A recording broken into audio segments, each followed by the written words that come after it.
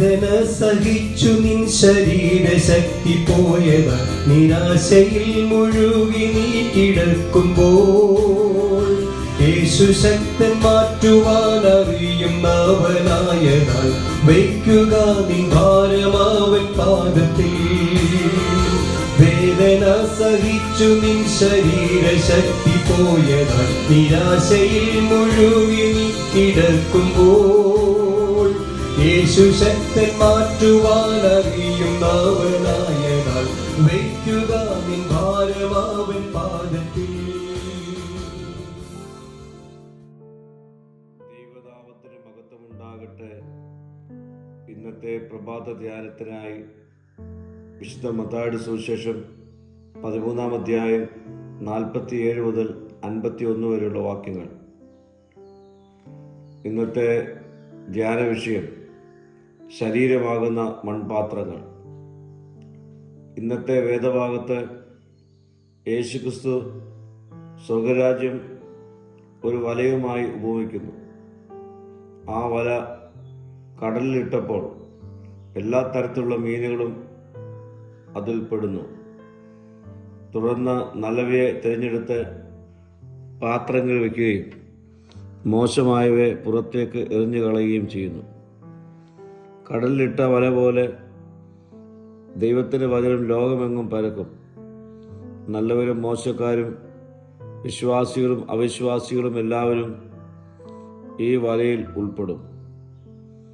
ദൈവത്തിൻ്റെ വിളി എല്ലാവർക്കും ഒരുപോലെയാണ്. വല കരയിൽ വലിച്ചെടുക്കുമ്പോൾ വേർതിരിവ് നടക്കുന്നു. അതുപോലെ കർത്താവിൻ്റെ വരവിങ്കൽ ദൈവം മനുഷ്യനെ വേർതിരിക്കുന്നു. നമ്മുടെ ജീവിതം, നമ്മുടെ പ്രവൃത്തികൾ, നമ്മുടെ ഹൃദയത്തിലെ നില എന്നിവ എല്ലാം പരിശോധിക്കപ്പെടാം. ബൈബിൾ മനുഷ്യനെ പലപ്പോഴും മൺപാത്രമായി കാണുന്നു.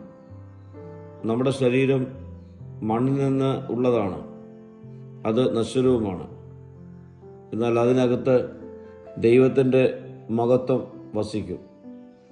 നല്ല മീനുകളെ പാത്രങ്ങൾ വെച്ചതുപോലെ ദൈവത്തിന് പ്രസാദമുള്ള ജീവിതം നയിക്കുന്നവരെ അവൻ തൻ്റെ രാജ്യത്തിൽ സ്വീകരിക്കും.